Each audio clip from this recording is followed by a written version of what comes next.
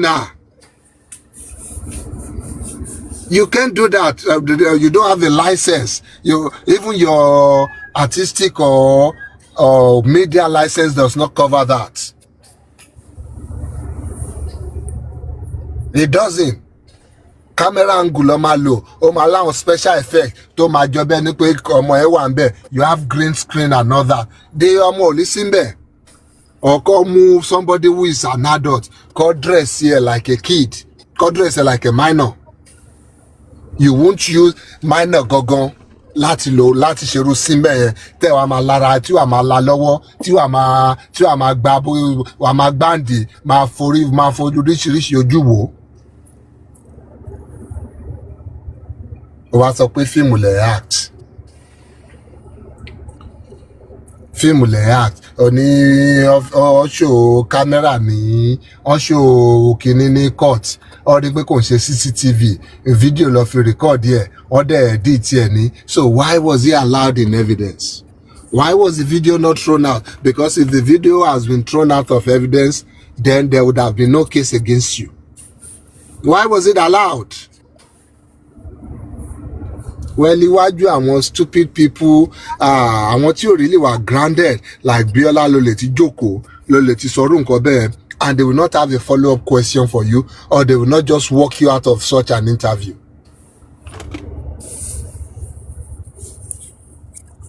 What rubbish is all that? Oh, sorry. Mo gbọ́ yín yẹn sọ̀rọ̀. No, èmi fẹ́ para àwọn èèyàn tó ń question mi comment section. Actually, this page was just open for myself and Mr. Pythagoras to dialogue, to talk. Mi mo be ṣe tún ṣe tẹ́ tún wá wá débi. Ibẹ̀ yẹn la ní kẹ́ dúró sí.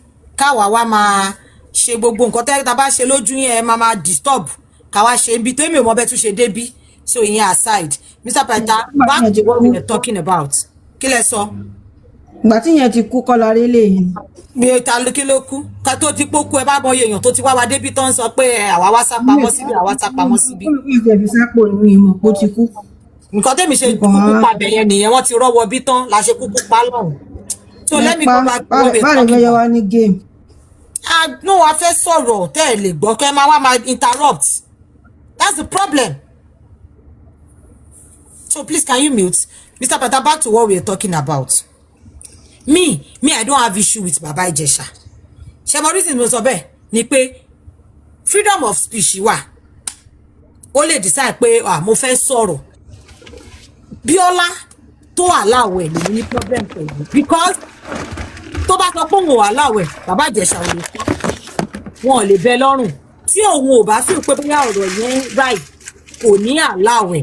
Baba Ijesha have right to say pé òun fẹ́ sọ story òun. Cheget, but ìwọ tó jókòó tó gbà láti wá ṣe interview ìwọ gangan ló ní problem ìwọ gangan lè ṣù nínú ọ̀rọ̀ yìí nsìn because ìwọ gangan ló feel pé ó fẹ́ káyé gbọ́ bóyá ó máa ṣíjú àánú wò bóyá ó máa fi sílẹ̀ àbí nǹkan Biola ni mo ní issue pẹ̀lú.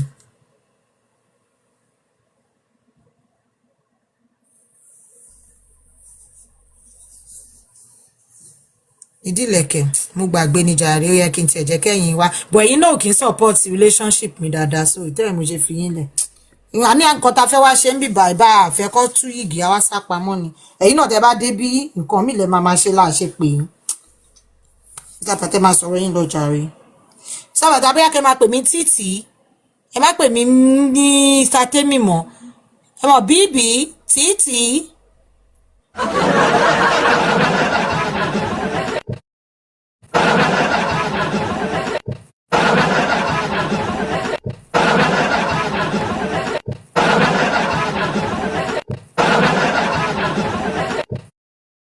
Ara wọn nu studio wọ́n pe títì wọ́n pe bíbí.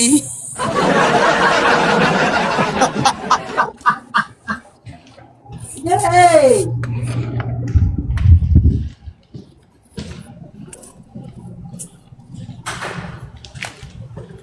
Ó tẹ̀ ní ọ̀rọ̀ Adédoyin tó ń sọ tí mò ń fi ń béèrè question lọ́wọ́ èèyàn lọ́sọ̀ọ́.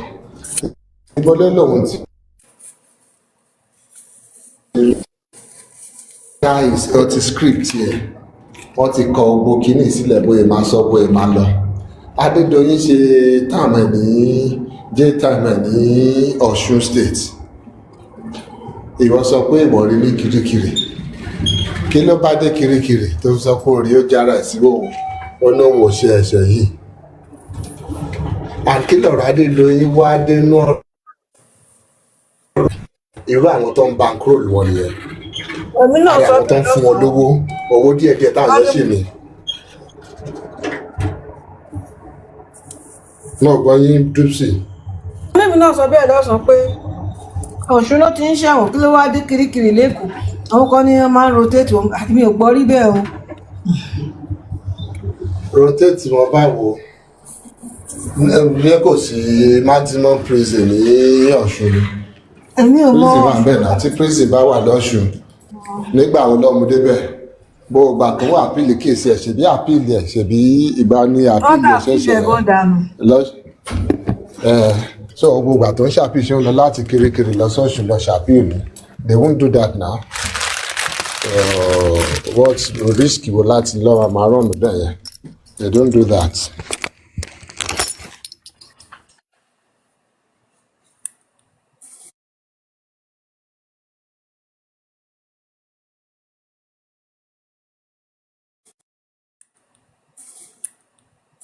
ṣe lọ́dọ̀ Ayéfẹ́lẹ́ bíọ́lá lọ́mú sọ. wọ́n yẹ̀yẹ́ pé Ayéfẹ́lẹ́ ló nǹkan tó yẹ̀ṣẹ̀ rí pé competition ta ló máa kọ́kọ́ release tiẹ̀ ló máa fìyà jẹ bíọ́lá o pé ọ̀dọ̀ bí ni fẹ́ ẹ mọ̀ pé àwọn tó máa ń ṣe interview yẹn ẹ wo gbà tí Wùmí máa kọ́kọ́ lọ sọ̀rọ̀ lọ́dọ̀ ní she has not said anything anywhere. This is the first time we will be hearing from her. This is the first time she's coming out to talk. Bóyá ká ní ó ti kọ́kọ́ jẹ́ kí Yínká Ayéfẹ́lẹ́ gbé tiẹ̀ síta ni. Bóyá Yínká Ayéfẹ́lẹ́ ni ò bá jẹ mórò tó pọ̀ jù. Lọ́wọ́ yìí wà láàyè. lọ́dọ̀ òsì tó lọ sọ lọ́dọ̀ Yínká náà lélẹ́yìn ni.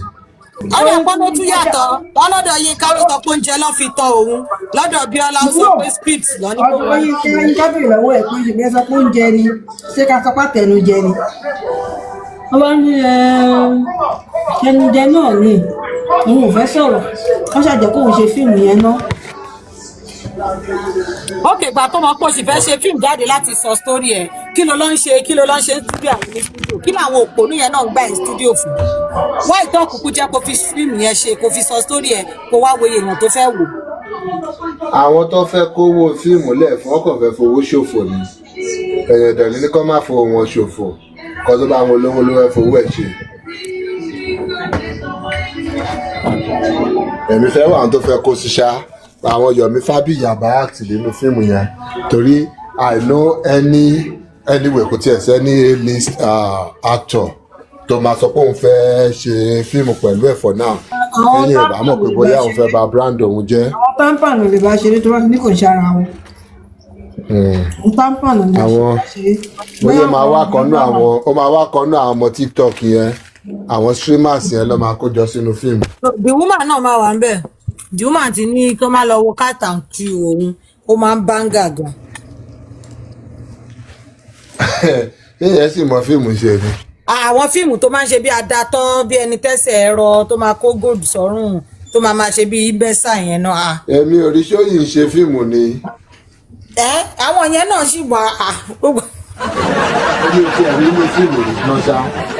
kò ṣe fíìmù mọ́ oníyẹ̀yẹ́ ni. mo tọ́ sọ pé ó ṣe fíìmù rí yẹn mo ò rí inú fíìmù rí. kò ṣe fíìmù mọ́ ó wá ń sọ pé tóun bá máa ṣe fíìmù tóun ṣé wọn ráwọn tóun máa ń pèsè fíìmù ni òun ń pẹ́ ní outperson ọdún wo ló fi ṣe fíìmù gbẹ̀yìn lábẹ́rẹ́ lọ́wọ́ ẹ̀.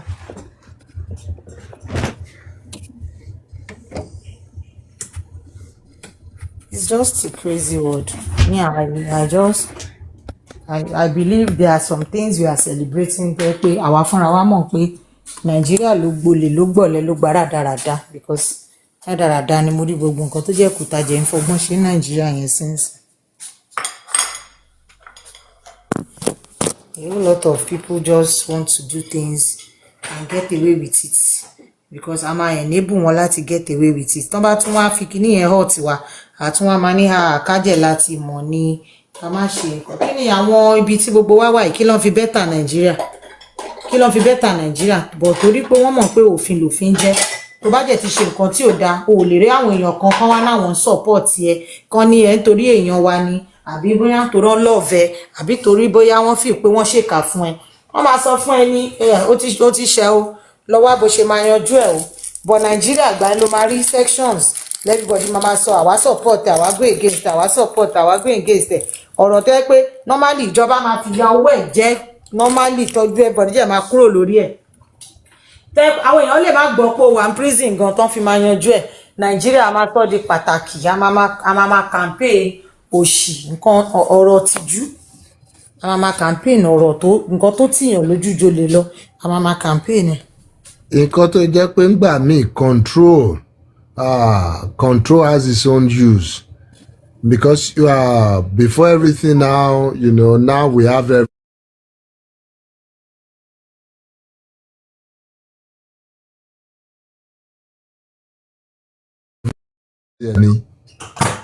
the controls are there, you have the rules, you have the regulations. There are things you can do. You cannot just allow people come online or come on the media to gaslight the whole nation or gaslight the whole world without asking critical questions. Yes, it's not like they won't give him the opportunity to say his story, but you cannot just put things out there without backing them up. You cannot just say you presented evidence and the court did not accept it, like, oh, maybe the court colluded with people just to send you to prison. You cannot just come online and you're clearly stating that people set you up without backing it up with evidence. And you have that stupid biola there laughing with that stupid simper on her face. It does not happen. They don't allow it happen in the mainstream media. But now that we have everything online, people can just do stupid things in their studio and throw it out there and make money out of it. People don't care anymore. Nobody is concerned about ọmọ tí ó wà molested in this case.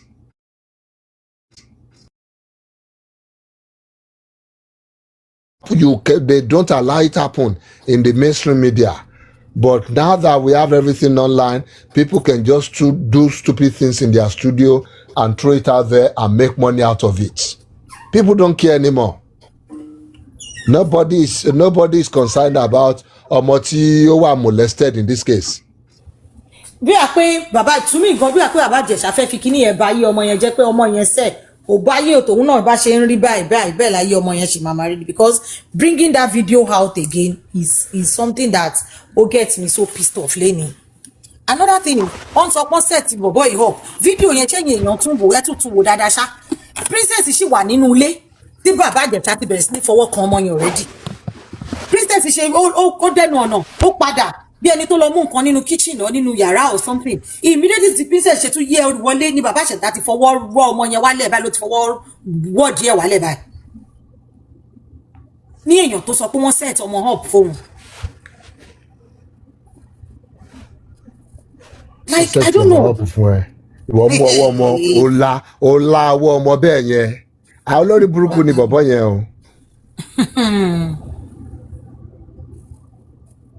I feel like when you wo blue film. It was disgusting to watch. Very.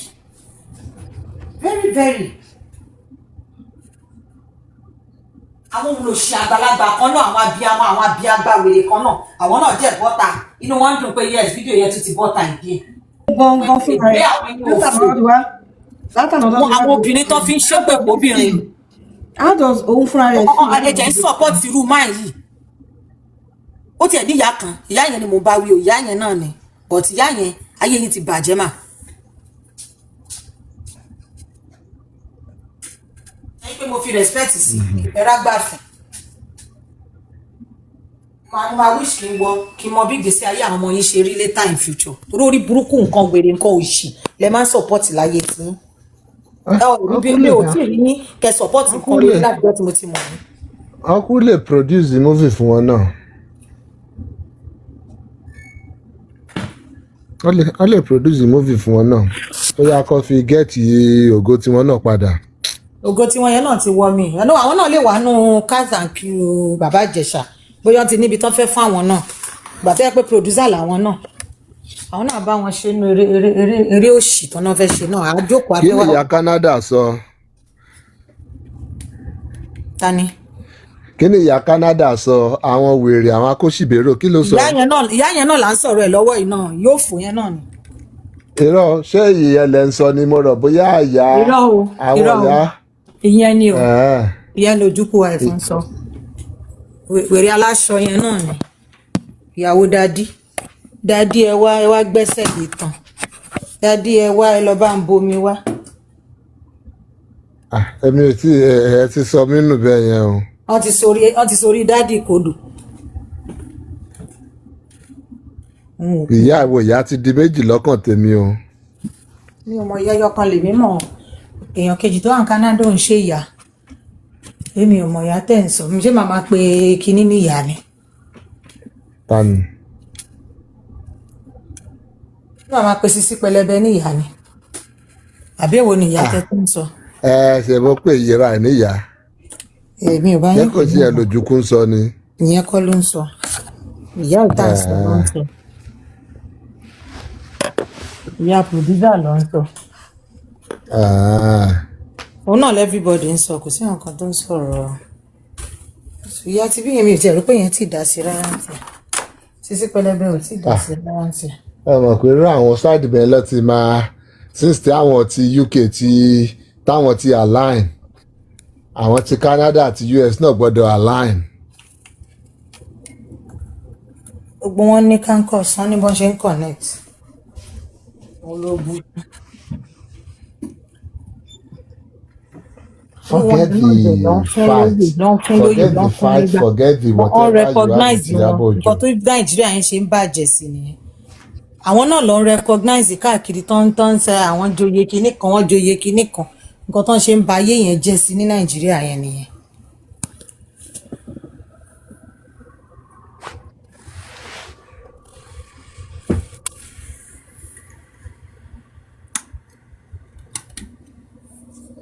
Anyway, oníkọ́ ló máa fẹnu ara ẹ̀ pé kú so eventually òun ló máa fẹnu ara ẹ̀ yíra ìdébi tó bá tún máa fẹ́. He should have thought of, I'm sure, a whole lot of things táwọn tó wà involved lè má pick. Once they pick it and they are ready to take up issues with him ó kàn fẹ́ drag ara ẹ̀ padà sínú oblivion. ẹ lóye tán fowó rà owó wo náà lọ fi royè yẹn ṣé di ṣé mo yè tán ní tèmi wàá bá mi tọrọ owó ní platform ẹ o àbí owó wo lọ ní tán fi rà owó tán ṣàjẹ kiri online àbí wo ẹ má gbé mi débẹ̀ ẹ má ṣàì mọ̀ pé mo mọ secret keep gan má gbé mi débẹ̀ owó wèrè owó náà fi rà owó òṣìwò ṣówó ìtàn ṣe bá ń bí àlàyé àbí owó èwo náà fi rà wọ́n fi gbé wọn ní mugun nílùú òkè ni. ẹ wo ẹ gbé mi lẹ̀ o má gbé mi dẹ́wọ̀n ẹ má gbé mi débẹ̀ o ẹ fi mí lẹ̀ o. ẹ padà sórí biola.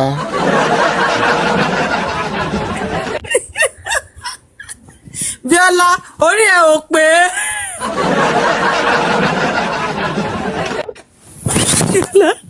wọ́n ní o padà sọ́dọ̀ ẹ̀ wọ́n ní wọ́n ní panṣọ́ yẹn ni wọ́n lọ́dọ̀ ẹ̀ ní ká dúró sí. You see now, even ṣé àná láyé ń sọ tẹsán pé òkè ẹ máa gbé kéèsì ọkùnrin wa kẹ́ ọ bẹ́ẹ̀ ṣe máa ṣe ká tiẹ̀ ní pé bóyá kò sóbì and that's the issue. See, most of the time when táwọn ọkùnrin bá ṣe àṣemáṣe yìí once they commit this atrocity, if you look at it you will find some of these in quote strong ladies being their backbone, supporting them. And that's why sometimes it might be difficult when you now want to eat back at these people, because if you might eat back at them, then you'll padà sórí obìnrin náà. I don't know how somebody will feel comfortable granting somebody like Baba Ijesha a platform. Not a platform to come and seek for forgiveness, to come and tell people he's trying to change. He has committed himself into a facility to help him with his evil addiction and all that. But you're granting such a person a platform to come and gaslight, to come and put people through that same trial again, put them through the same experience again, and you are now finding out that that person is another woman putting their fellow female counterparts through this kind of thing all over again. Because imagine the countless victims of Baba Ijesha reliving this experience again, doubting themselves every time, thinking to themselves, oh, Abisho Shelo Tony, or was I just imagining it in my head, or was it just being a normal thing? Am I the one taking it out of proportion? Am I the one making it a big deal? Imagine these victims going through this every day now because you just want to make money, or you just want to belong. You want to align yourself, thinking that, oh, they are now in vogue. They are the latest thing in town now.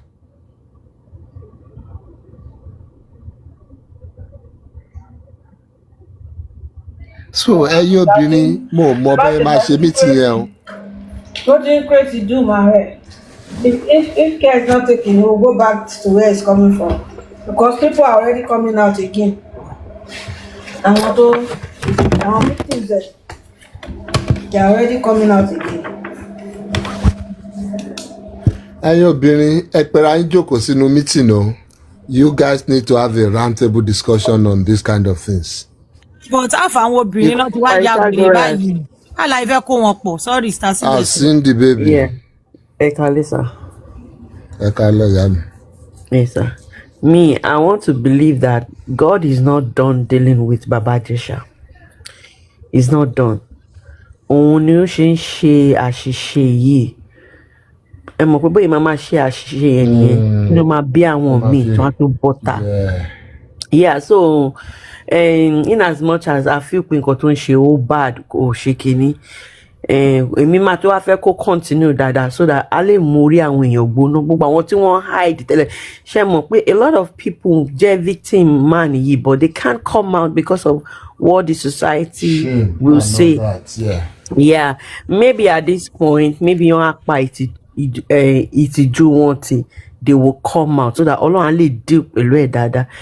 To him, he feels like ó fẹ́ lo media to come back. Kò síbi kankan tó ń bọ́ sí.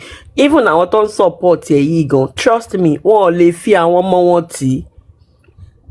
Wọ́n ò lè fi àwọn ọmọ wọn tì. So, I mean, it should continue. Ọlọ́run máa ràn lọ́wọ́ débẹ̀.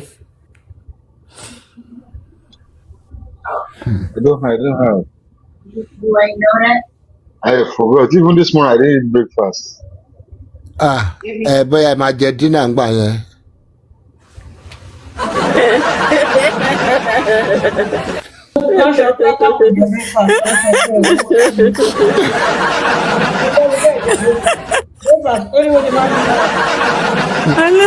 Mr. Bàtà ìgbẹ́ lọ. Mr. Bàtà ṣe ọ̀kẹ́ mo ti ń kọ̀kọ̀ púpọ̀ lára yín. Ọ̀rọ̀ kan bẹ́ẹ̀ mi náà lè mọ́ sí kéésì máa wà fún.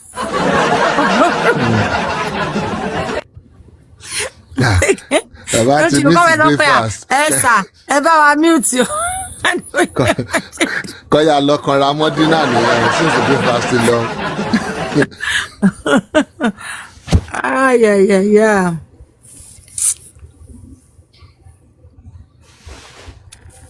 Problem no dey finish. Biola mess up. Ẹ̀yin obìnrin ẹ jókòó kẹ́ bára yín sọ̀rọ̀. Peter Baita lè jókòó náà ni. Aláwọn kan ti ń bugi jẹ láàrin wa. Ká wá lọ deyín bolúwẹ̀. Nǹkan tó problem ta ní gangan sì ni pé àwọn section kan ti wà tẹ́pọ́n àwọn yẹn ti aṣọ ti bọ́ lára wọn already. Bá ṣe wá fẹ́ mú wọn, ta fẹ́ sọ fún wọn pé ẹ tiẹ̀ fún wa ní ìṣẹ́jú bíi mélòó kan ká fi sọ̀rọ̀ sí yín lórí ló di wàhálà báyìí. Pèrè ló pọ̀ jù láàrin obìnrin tì lórí social media. Mọ́ làbẹ́ nípa ẹ̀yin obìnrin lẹ̀ ń ba ayé jẹ́. Àwa ni kò ṣe kó dà pé àwa ni wèrè ló pọ̀ jù nínú obìnrin sìn wèrè ló pọ̀ jù. Àwa ni o Ọlọ́run. Mi ò tí ì rìn débi tí mo ti rí ẹni ọkùnrin apart from olóyìnbùkún Yomi Fabi mi tí ì rí ọkùnrin tó support Baba Ijesha but ẹ bá rí àwọn obìnrin kan ṣì support ẹsẹ̀. How can people not just even sit down and separate these issues. Separate your hate for Iyabo Ojo, your hate for Princess. Separate it and look at the little girl in the midst of this atrocity. Go through, try and feel her pain. Try and feel her trauma. Try and feel the scar. Tí Baba Ijesha ti inflict somewhere. Try and be in her shoes. Leave those ones alone. Yes, you hate them. You don't want to see them. They've offended you in the past. Ọmọ yìí ńkọ́. So ẹ máa dá ọmọ yìí nù mọ́ omi ìwẹ̀ àbí? Ọmọ yìí ò ní identity ẹ̀. Ọmọ tí wọ́n ṣe irú nǹkan báyìí fún. And I keep saying it. Forget gbogbo bóyá ọ̀sẹ̀ tí ẹ upload tọ́ ni àbí bóyá lọ síbẹ̀ lọ act movie lóòótọ́ ni. I'm saying it that it's still not allowed. Bó jẹ́ movie náà ló lọ act, kò sí law, kò sí code, kò sí NBC regulation tó fi àyè gbà yín láti lo minor in such a way. Kò sí anything tó fàyè gbà yín pé bóyá nítorí ẹ̀ act film. It's not even a defense. It's not acceptable anywhere. That because we are trying to carry out our artistic whatever dexterity, then we now bring a minor. You now start grouping a minor. You now start touching a minor indecently because you're trying to sell your film. You're trying to make people see your heart. No, it is still not allowed. If that is even if that's even your excuse, and if they can even establish that lóòótọ́ ni o fíìmù lọ́wọ́ àti tó fi ń fọwọ́ kan ọmọ ẹbẹ̀ yẹn o tó fi ń la ọwọ́ ọmọ yẹn o àti director àti ẹni tó kọ script at everybody gbogbo wọn inú ẹ̀wọ̀n. Wọn kò sí anywhere tẹ́tí máa ṣe, not in Nigeria, not abroad. Ìsídà kọ dírẹ́sì àgbàlagbà down bí ọmọdé kọ́ lù fún irú róòlù yẹn àbí kọ́ lù ó máa níbọ̀ yẹn máa ṣe àwọn kámẹ́rà angle yẹn tó máa look real àbí tó máa cut àwọn ibìkan tọkọ̀ máa fi explanation narrate pé kọ́ tó ṣẹlẹ̀ ń bẹ̀ yẹn nìyẹn. That is how you act such a scene. Not actual or a sọ pé actually ìwọ fẹ́ ṣọ́ Baba Ijesha act gan. Mo wo interview yẹn tán later o. Nígbà tó stop lórí platform mo ní láti gbọ́ tán pé no mo fẹ́ gbọ́ gbogbo nǹkan tí wèrè yìí sọ tán. Ẹ pé later àwọn boys yẹn gan lọ sọ pé nígbà tó handcuff sóhun lọ́gàn tó kó ń bọ́ síta nípa àwọn boys sọ pé Baba Ijesha yìí mọ àti o òun lọ tún so handcuff mọ́ lọ́wọ́ yìí kí lórúkọ fíìmù tẹ fẹ́ ṣe yìí ṣé wèrè ni bọ̀bọ̀ ẹ ni. And you can clearly see that even on the biola set this guy still came acting.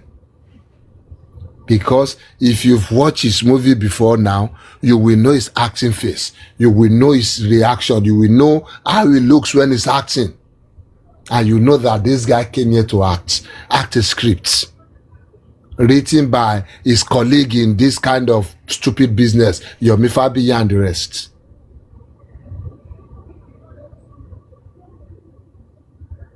And you're not trying to pick controversial people who have been involved in one controversy or the other, or you think might be sympathetic to your case. Trying to see a video ń ṣiṣẹ́ dáadáa fún ìlú kílé táwọn èèyàn sọ̀rọ̀ sí bọ̀bọ̀ yẹn, trying to defend Bobrisky in one way or the other, trying to defend Adedoyin also, or try to let people know Adedoyin might not be guilty of what he has been accused of. In which said, and that the other day we were talking about government institutions not doing their responsibility. These are the kind of things they need to catch and they need to penalize. Otherwise, people will continue putting or shining bad lights on this institution. A court of competent jurisdiction sat down, listened to both sides, decided based on evidence that you're guilty of an offense. You can now come out after appealing and losing. now trying to gaslight people, trying to make people think that the court has made a mistake or the court has not been fair to you. And you're speaking from both sides of your mouth. On one side, ìjọba ṣe iṣẹ́ tí wọ́n ní tó bá jẹ́wọ́ náà ló wo kíní yẹn, ìwọ náà irú ẹjọ́ tó máa dá fúnra ẹ̀ nìyẹn. And on the other, in the same sentence, you're trying to say, they didn't give you fair trial.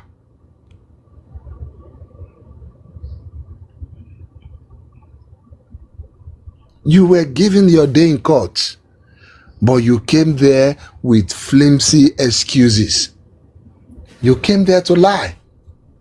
The evidence was overwhelming. Kò síbi tó lè sá sí. It was clear. This is you. Wọ́n rí ẹ nínú fídíò mbẹ́ pé ìwọ lélẹ̀ tó ń la àwọ̀ ọmọ yìí. Ìwọ lélẹ̀ yìí tó ń touch ọmọ indecently. Wọ́n sọ pé èèyàn lọ sójú ogun, ó lóun pa èèyàn 100. Believe ẹ, bóde ìdílé tó ń sọ̀rọ̀, ó tẹ ọmọ adìyẹ pa. Tẹ́ bá believe àwọn tó pa lójú ogun, ọmọ adìyẹ tó tẹ̀ pa nílé yìí ńkọ́. Witnesses came during your trial to testify that you are a serial, what's the word I can use instead of the R word now? That is what you do. You molest people. It's more like an addict for you. People came to testify. So let's say they even don't believe those people. Maybe those ones, they, like you said, 250,000 love fún wọn. Others upon my phone on a role in a movie. How about the one they can see on the screen in front of them? Only one of the voices ibẹ̀ kò ní voice. Kí ni voice yẹn máa sọ fún wa o? Bí tó ti ń la ọmọ pé àmọ́ àwọ̀rí fíìmù là ń ṣe ọwọ́ ẹ̀ tí mò ń láyò. Is that what would be on the record if there was voice on it? Àbí kí ló bá máa sọ níbi tó ti ń la ọwọ́ ọmọ yẹn, níbi tó ti ń gbá díẹ̀? Kò máa dúpẹ́ lọ́wọ́ ìgbà tí voice bá wà bẹ́ẹ̀ bóyá 20 years àbí gbére lọ́wọ́ fún un. Wọ́n á gbọ́ nǹkan tó ń sọ fún un. And you have stupid people like Yomi Fabiyi trying to defend and saying ọmọ yẹn ti mọ ọkùnrin tẹ́lẹ̀, àwọn bọ̀dá kan ládùúgbò ń ṣe kíní ẹ̀ fọ́mọ yẹn. And so fucking what? Does that make it right? How can that not be a defense for another predator? How can it be a defense that this young lady has been preyed upon by some other people? So because of that now, we should now just leave Baba Ijesha alone. We have to roll. Omoye is a prey to everybody in the area.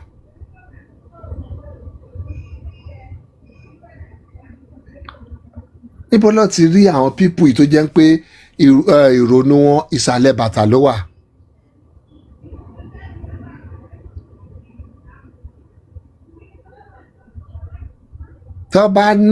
And I think it's because of, the laws try to, otherwise, if there was no law, really, or if the law was so stringent, the rules were so stringent, irú àwọn Baba Ijesha yẹn, ẹjọ́ kú ló yẹ kó dá fún ẹ. You're lucky that you can still come out and still have another shot at life.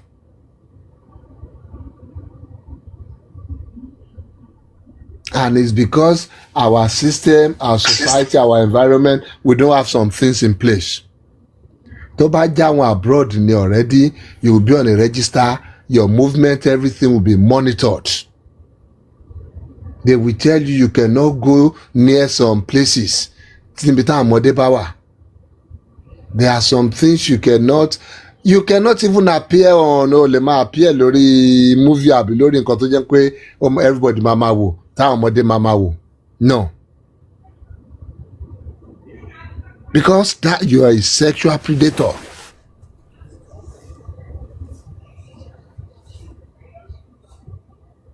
But because we have a system that's not encouraging in Nigeria, that's why you are even able to travel. Mogbonko you no travel or something.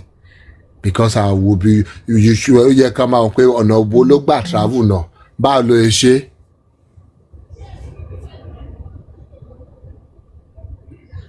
à ń ṣe UK ṣe bí UK ṣe ti wá di ràlẹ̀ràlẹ̀ nìyẹn tó jẹ́ pé àti olè àti ọ̀lẹ ló dẹ̀ lè wọbẹ̀ yẹn sìn without asking for people's record of conviction and all that. wọ́n ní old picture ní old kìíní ni wọ́n rí it's not now old one ló dàbí. yeah Mr. Paita ó dà pé ó dùn ọ́ ni ìyẹn kàn fi ó kí àwọn pé torí wàhálà tó jọ wà láàrin NM àti Ìyábọ̀ gbogbo wọn náà kàn fi ń ṣe about Ìyábọ̀ ni èyí tó ní àbúrò mi kú ewu káàbọ̀ kú ewu àmì all of that nonsense so gbogbo kíní NM máa mọ̀ pé is a plan work òun drop bí picture tó fi ń kí a day before biola drop video the next day wọ́n gba Ayéfẹ́lẹ́ lọ bí ètò tẹ̀lé music ó release orin ní last week wọ́n á ń ṣe gbogbo ẹ̀ léra wọn pé ṣẹlẹ̀ ní rí wa ní ẹ̀ rí wa. ọfẹ London image ẹ ní ọfẹ ọfẹ dry clean ní ẹ ní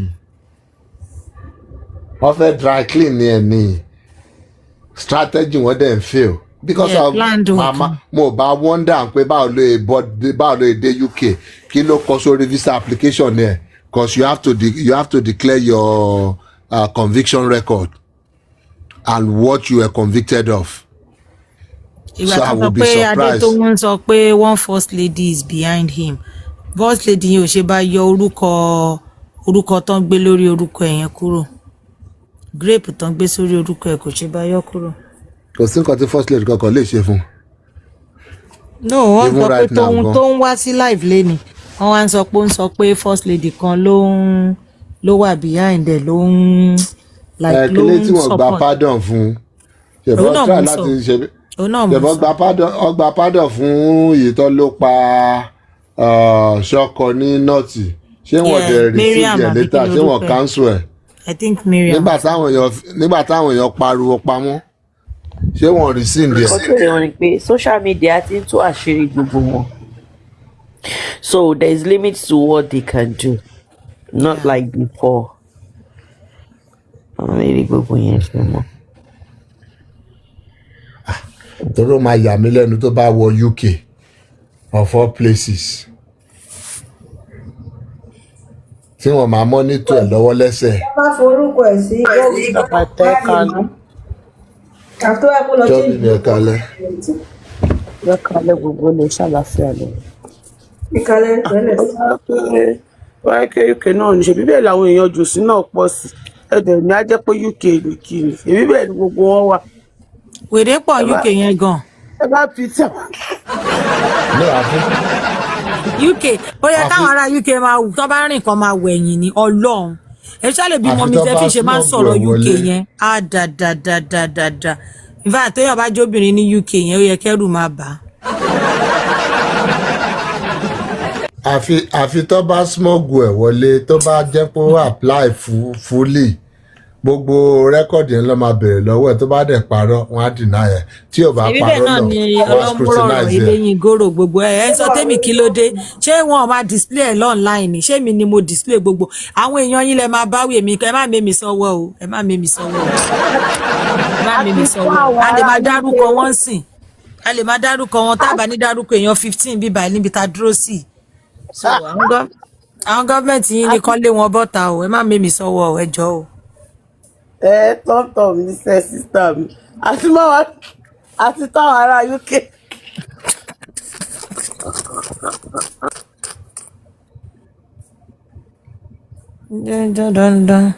ẹ jọ ok ẹ má jẹ́ stop nǹkan tá à ń sọ̀rọ̀ ẹ má sọ̀rọ̀ yín lọ. mo rí comment section. Mami Tito ó ti dá o. Ó ní ìkíní kan ló mú ní búgba ẹrú ni now ó yẹ kẹ́ understand.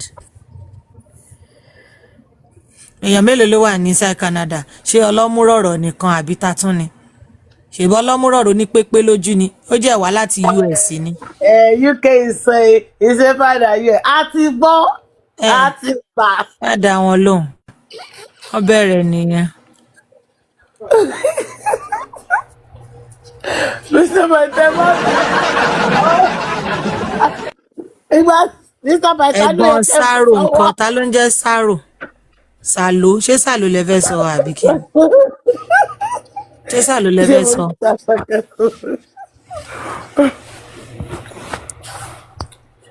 Look at you. No, I was Mr. Bato, yeah, continue. And I come around UK. kò sí nǹkan kan tó fẹ́ ṣe fún I wa continue talk. bá a wí àákú bá a sọ ọ̀run là ń lọ ìsàlù kí ni ìsàlù tún ní ṣe pẹ̀lú ilé. Ẹ wọ́n ká tí mo bí sísọ. Miss Mommy Ọlábísí ní wèrè pọ̀ now, but we are dealing with them. God bless you, Mommy. ẹ ṣe nǹkan tẹ́ máa sọ nìyẹn ẹ accept now ilé òun sọ̀rọ̀ àjẹ competition lórí ẹ̀ náà ẹ̀yin náà mọ̀ pé na confirmento náà wọ́n yapa ní UK náà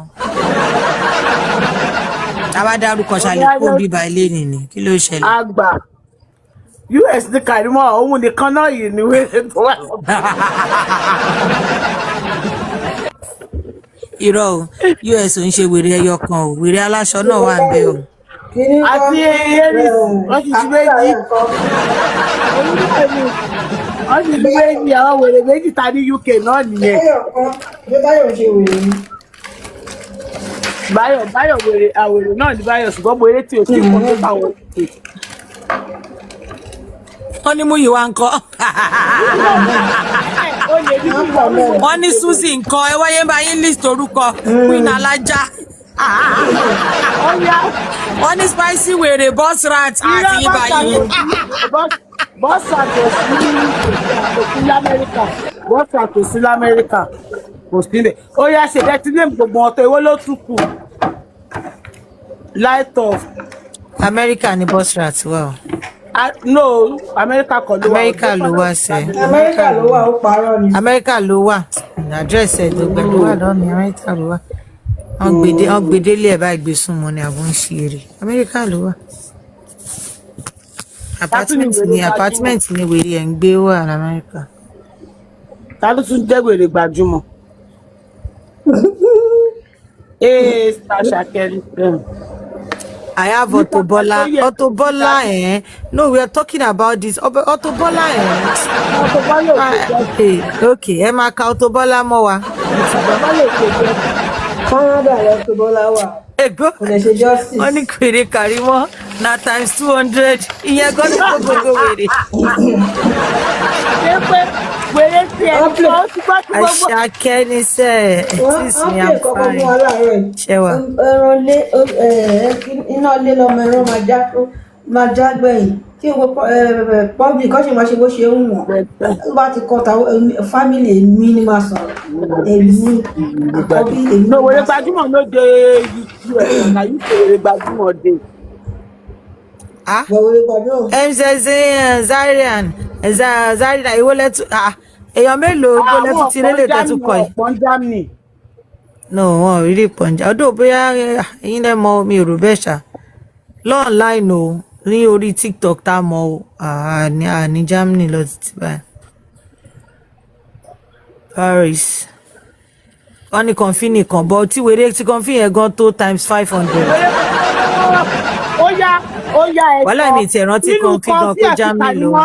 Èwo ni wèrè wọ́n pọ̀ jù náà. Ọlọ́run mi ti rántí pé jẹun kọ̀ǹfì gan Germany ló wà mọ́ mo ti gbàgbé ṣá.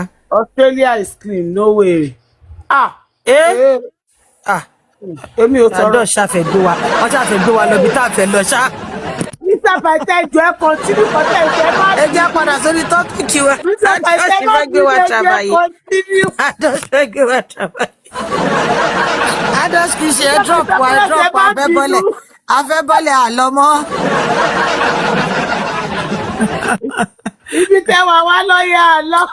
ṣé wọ́n pé ẹ sọ pé di wípé èèyàn kan sọ lẹ́nu pé Karimo ti gba Indomie jẹ lọ́wọ́ wèrè wọ́n ní wèrè kan increase pẹ̀lú gbọ́dọ̀ yẹn lẹ́nu pé ọmọ Karimo yẹn ti gba Indomie ó pé ṣọ́tún gba Indomie jẹ lọ́wọ́ wèrè ẹ̀jẹ̀lì tó bá ń jẹun tó bá sẹ́ẹ̀tì iwájú kámẹ́rà yẹn wèrè àwọn a tún mú gorodomu kọ́ọ̀pù yẹn bá tún gbé sọ́dẹ̀ ẹnu báyìí gòrò máa nípa àwọn èdè lọ́wọ́ ẹ̀ tó tọ̀. Nobody can tell me otherwise. Oh my goodness.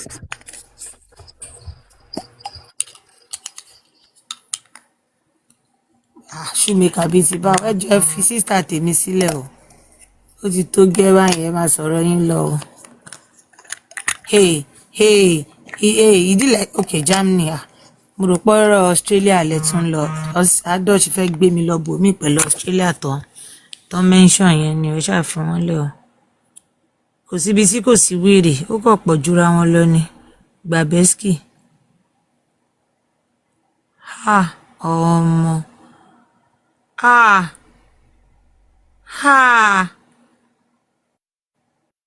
aláìbẹ̀ ṣe ń sọ̀rọ̀ lọ́wọ́ àbúrò mi ti sùn lọ sórí live screenshot ẹ̀ lọ́n tún gbé wọlé fún mi.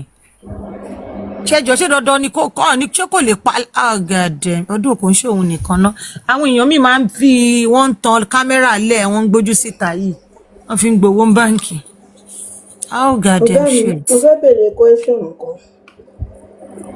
Ṣé wọ́n láyé ti lọ wọ́n ti close for the day. The show has always been there o kó tiẹ̀ má rí ìlú lórí ńjọ́ kan.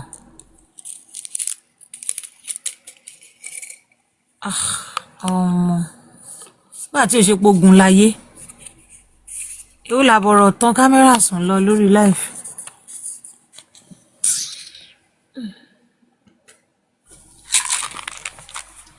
Mr. Paita we are busy. I think he's busy. Kò jẹ́ ká rí couple stock tá fẹ́ wá sọ ń bíbẹ̀ jẹ́ ká rí sọ. Dupsy wọ́n pè yín bóyá kẹ́ type ẹ̀ wọ́n ń gbọ́ yín àbí kẹ́ sọ nǹkan tẹ́ fẹ́ sọ. Wọ́n ń gbọ́ yín wà ní comment section. Dupsy. Mo ń bọ̀ wá fún 2 minutes.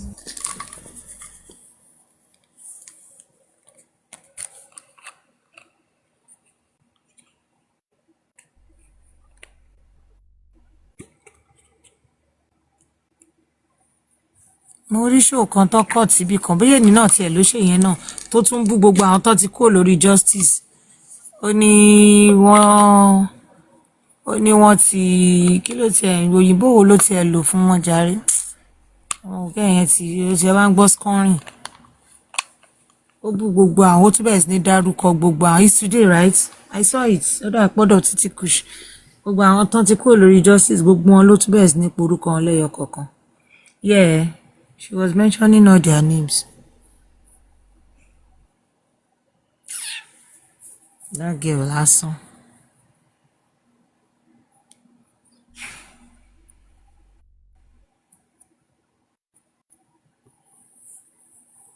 Ọ̀rọ̀ bàbá Ìjẹ̀ṣà ló gbé wa wá síbi o.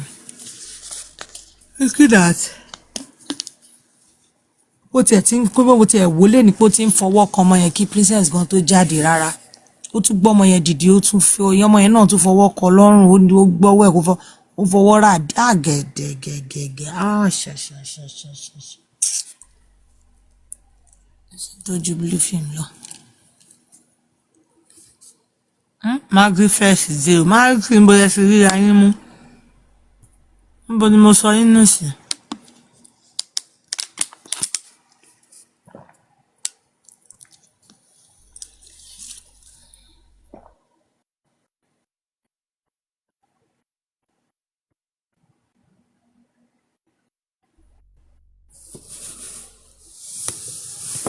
Ẹ jọ̀ọ́ Maxi Fresh bẹ́ẹ̀ rìkọ́ọ̀dù Yomi alfa Yomi lè ní kí ni Yomi sọ pé ó ṣẹlẹ̀ ń ṣó ẹ̀ Chubby ẹ sọ pé ó tún ń dárúkọ èmi àti Paita níjọ́ wo nìyẹn.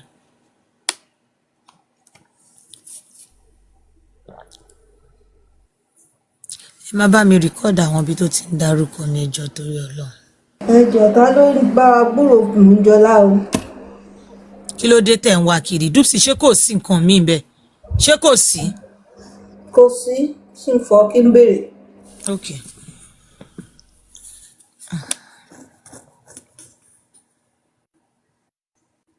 Nígbà tó ń lọ fún send off bóyá kò ta gèlè wá bá yín pòun lọ fún send off bóyá kò kún ètè.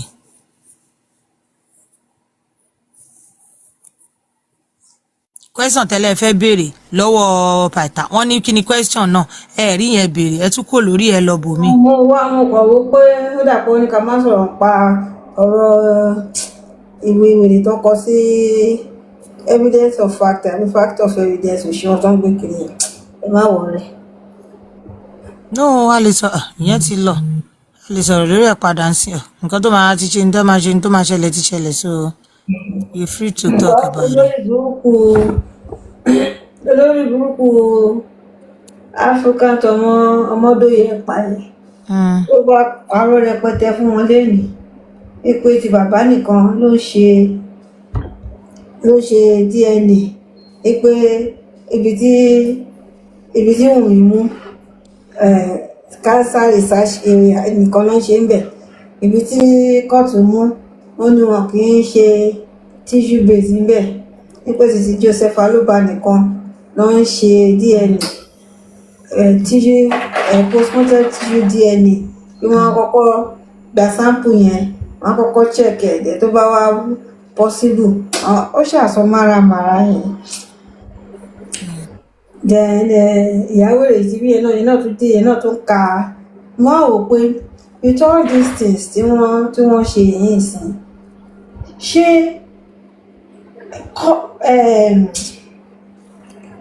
ṣé ìjìyà lè wà fún wọn? Yeah, because in fact ohun mi nú ohun kan kí ni lórí because of the minor involved there should be something tó yẹ kó ń ṣe fún wọn àtàwọn tó ń gbé jáde o àtẹni tó gbé jáde fún wọn àti bàbá tó lóun béèrè gbogbo wọn ó jẹ kó wọn ti ká lóye. Is there anything that can be done?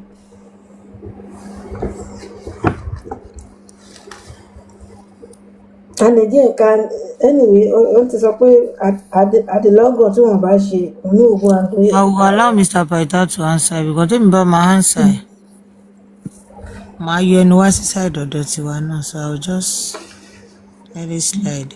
See, there's just something about court little times tí mo mọ̀ ni pé if you have plan to fight you have to make sure you are not guilty of the offence also. Do you get? If you have plan to fight okay èèyàn yìí bully mi mo jẹ́ fẹ́ jà, make sure there is no evidence of you bullying that person back. Tó bá ti ṣẹlẹ̀ o ò ní lè jà.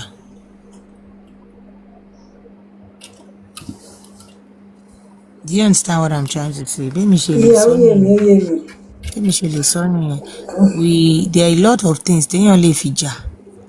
But if there's one thing I used to say here, pé mo máa ń fẹ́ get evidence of ibi téèyàn ti bully mi kí n tó return back the energy, so that if there's anything of complaint I will make sure I have your own on record with date and time. Ìtòrí mo máa ń prefer gan kí n record ẹ̀ pẹ̀lú phone mi fúnra mi, ṣe pé téèyàn bá record pẹ̀lú phone èèyàn, when you have that in your gallery you can check the details tó máa carry time yẹn, date yẹn tí wọ́n ṣe títí ẹ̀, ìjọ́ téèyàn yẹn ṣe títí ẹ̀, ìjọ́ tí wọ́n jẹ́ ṣe títí ẹ̀ padà. You have to have it. Do you get? So that is just the best way to fight.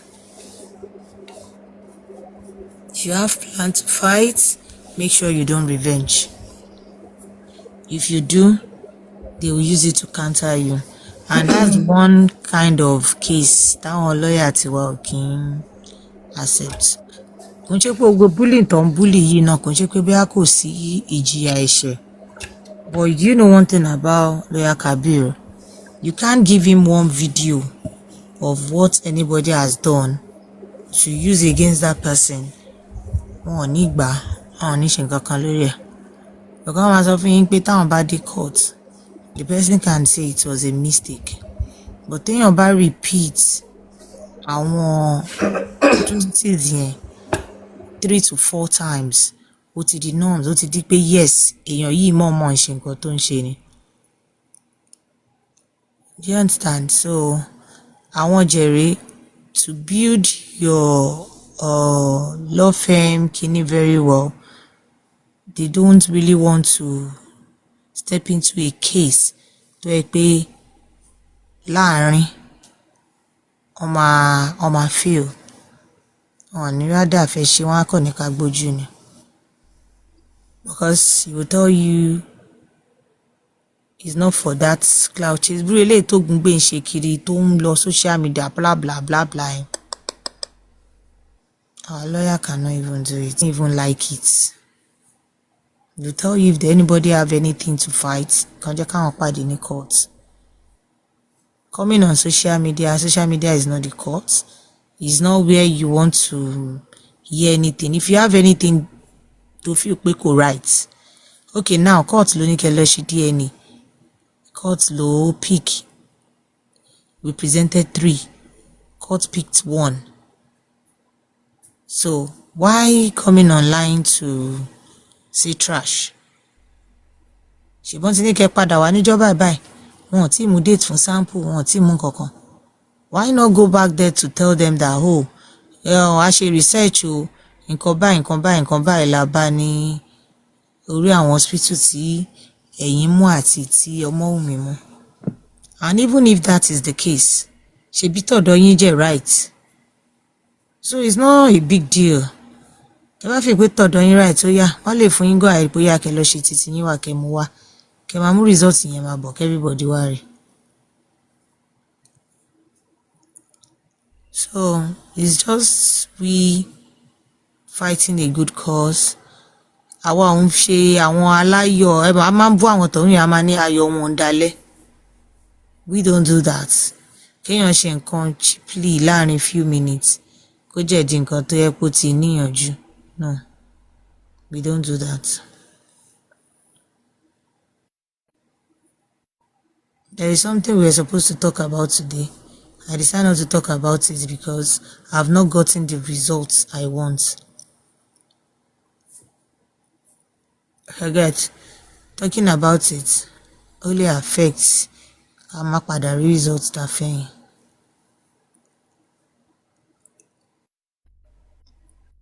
So it's just simple. Tẹ́ bá gbọ́njọ́ tí Jòsí wá, téèyàn kan sọ pé àwọn Wùmí máa ń record wa, wọ́n máa ń fún àwọn lọ́ọ̀yà wọn tí kí lórúkọ ẹ̀ CEO àbí kí lórúkọ òyìn tó ní àwọn náà promise òun náà máa lọ máa set camera sọ́dọ̀ wọn láti máa record wọn.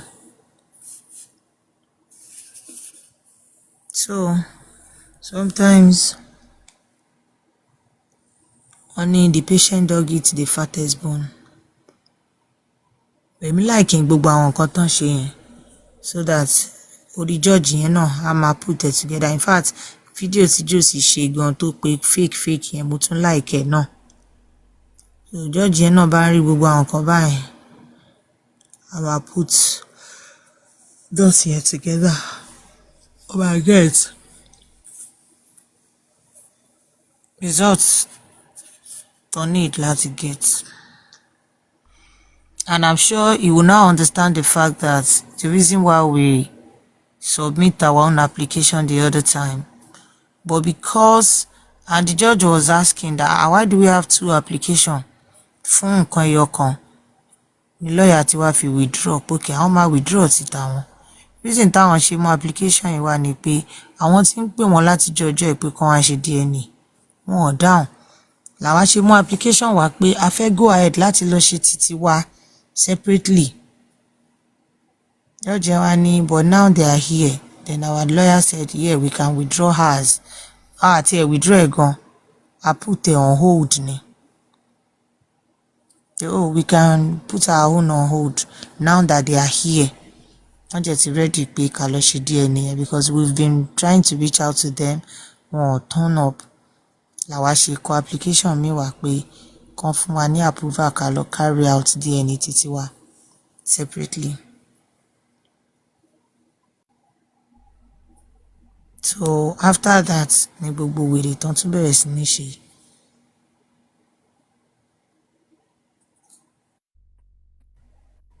So àwọn Jòsí mọ nǹkan tó ń ṣe.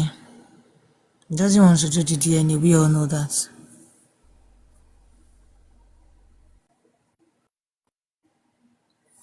Dupsy, ṣé èsì mi yé yín díẹ̀? Tátàtà bí mo ṣe sọ yẹn ṣó yé yín? Mi mọ̀, Mr. Peter, tán bá ṣe tán sì lè fẹ́ dá yín lóhùn, but I don't know. Yeah. I think he's just busy. I know it's going to be a matter of time. Yeah, All my jẹ̀yà we'll get there. talk àti bó ṣe yẹ. Get there. I know it's a matter of time. All this year. Get there. Once again, come on, just a matter of time. We'll get the control number. Sorry, I'm back. Kini. All right. Yes, sir. Yes, sir. We'll get there. Talk àti bó ṣe yẹ. I know it's a matter of time. All this year. Get there. Once again, come on, just a matter of time. We'll get the control number. Sorry, I'm back. Kini. All right. Yes, sir. Yes, sir. Mo ní with nǹkan tí wọ́n ṣe yìí pé mo ó pé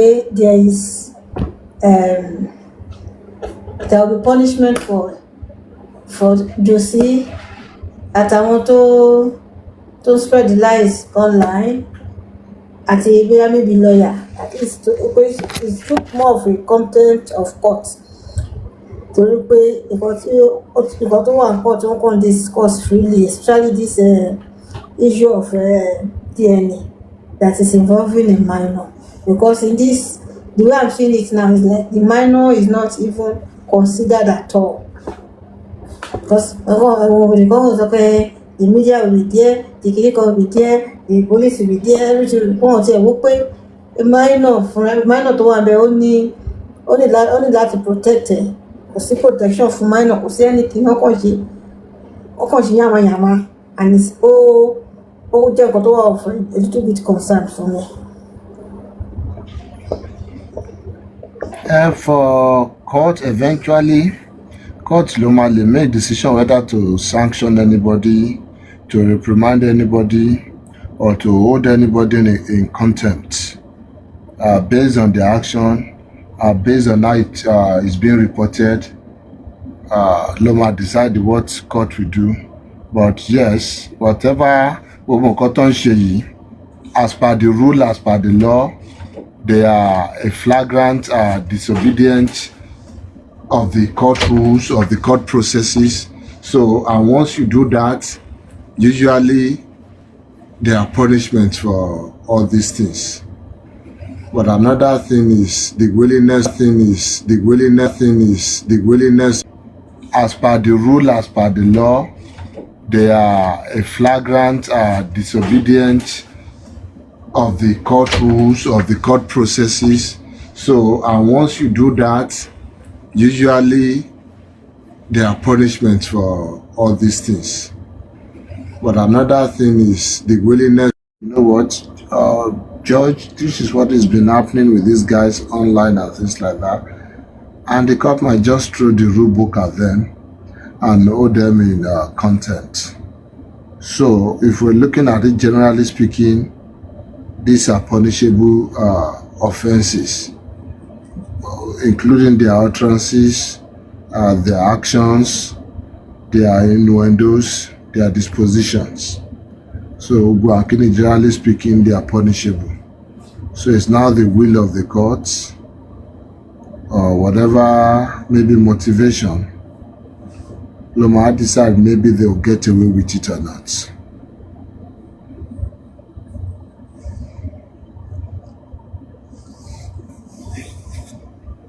So yeah.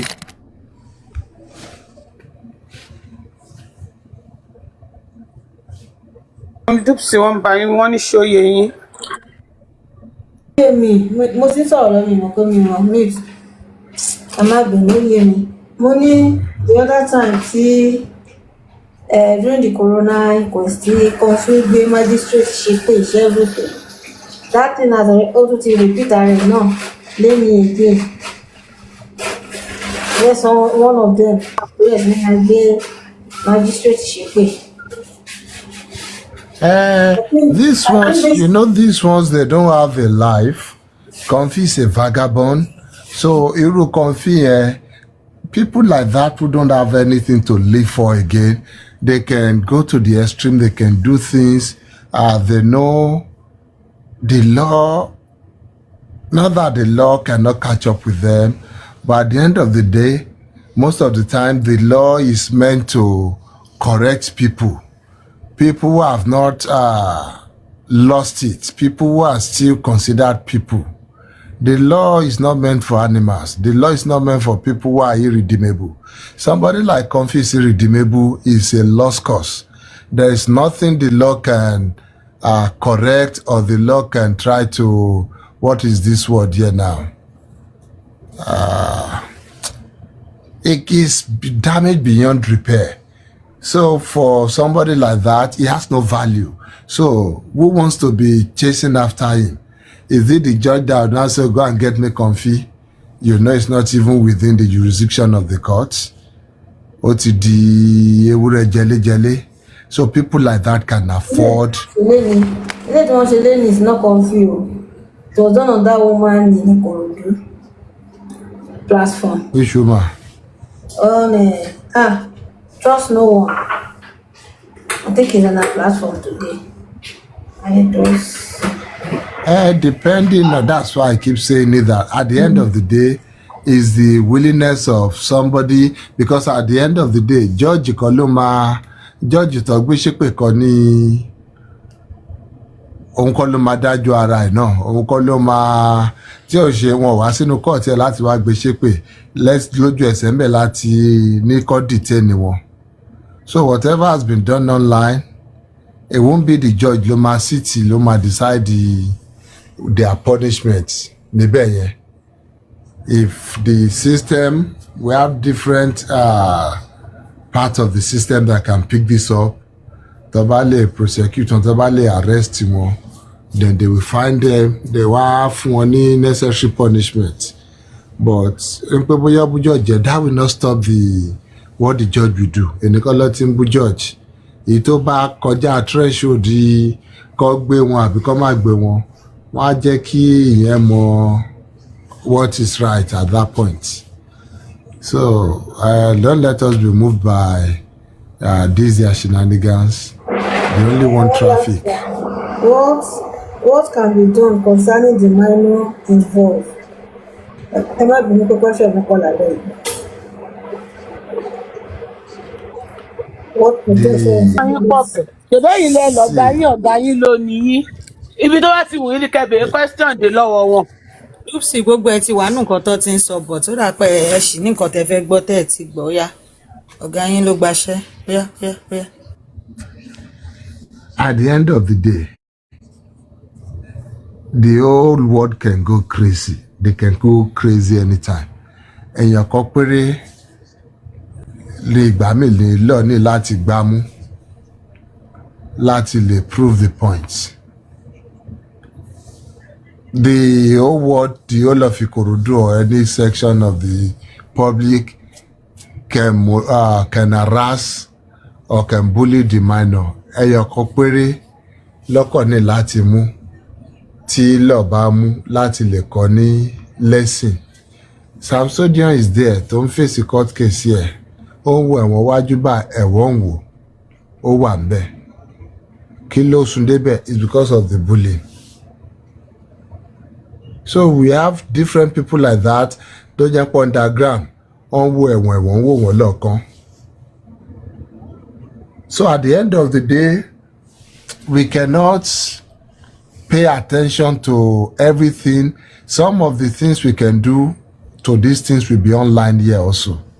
That's if we feel some of these things require some responses online náà láti máa ṣe wọ́n, because èèyàn mélòó ni òfin máa gbé, èèyàn mélòó la máa kó, àwọn wèrè ní à ń bá deal.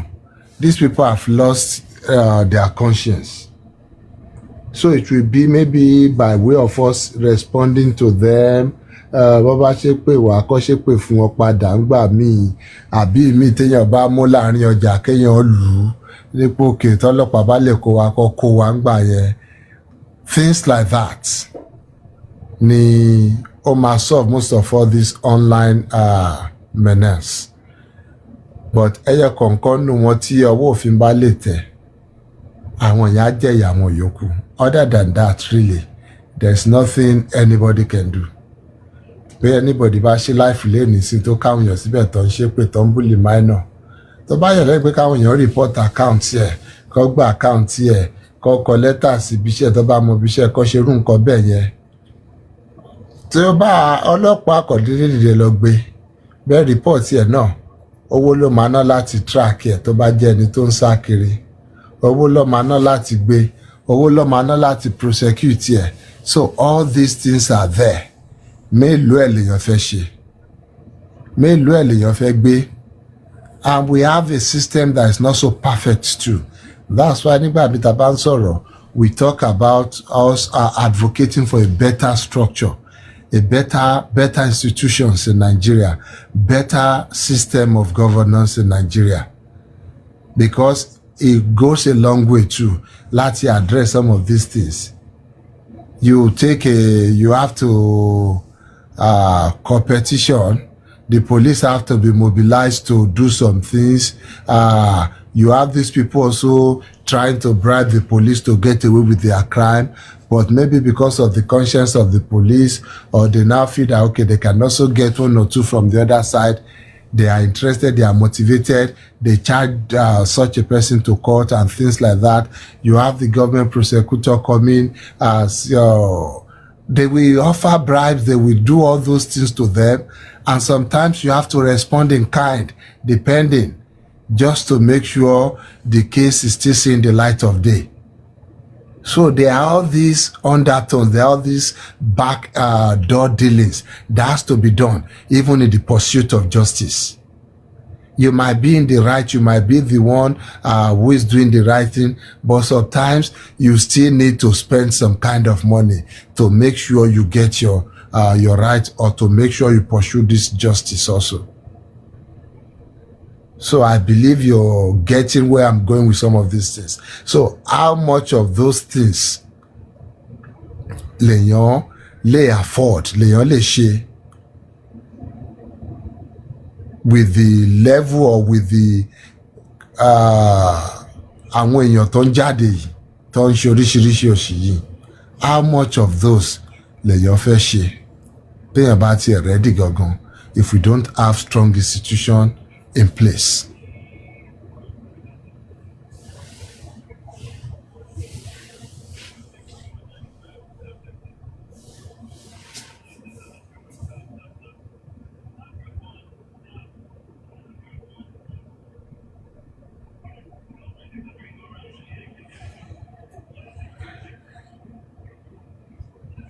Ojoojúmọ́ ni Samsori anytime tó bá lọ sí kóòtù lọ fún adjournment every time ló ń wọnú London kí ẹ̀ ó máa dúró síbẹ̀ wọn ò bí dá ẹlẹ́wọ̀n ni eventually ó kàn wà ní vacation ni ó dẹ̀ máa padà lọ ṣẹ̀wọ̀n ẹ̀. So irú àwọn one or two bẹ́ẹ̀ yẹn tíyàn bá dìmú bẹ́ẹ̀ yẹn you just have to pursue it to a logical end. It still takes a lot of follow-up, a lot of motivating to still make sure that the case is not just thrown out and everything is back to normal. Because people like that must be used as a deterrent to others.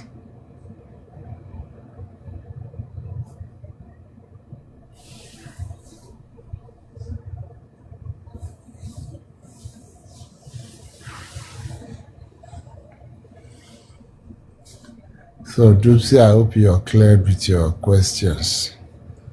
Àwọn streamers yìí dà o, bẹ́ẹ̀dì tí ń pè mí o. Ẹ ṣé gan sir.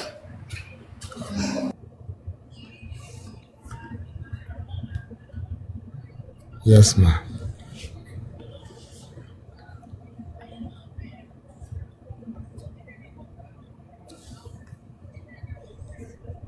Ìsàtìn bọ̀ làwọn Maxi Fresh ènìyàn burúkú lọ́wọ́ o.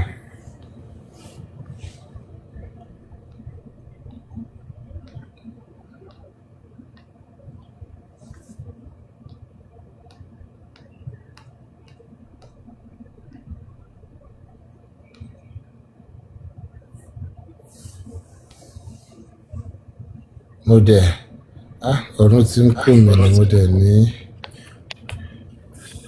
mo kọrin fún èèyàn kan èèyàn náà dẹ̀ kọrin fún mi padà mo dẹ̀ fẹ́ play bọ̀ torí fóònù yìí ló wà ìyẹn tún dọjọ́ mi ọjọ́ rẹ̀ nìyẹn.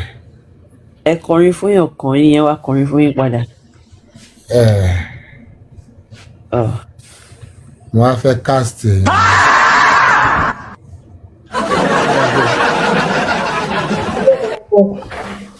Ẹ wá bá ṣe wá gbọ́ àti jẹ́ ká gbọ́. Orí fóònù tí mo fi wà níyì náà ló wà kò ṣe ń play.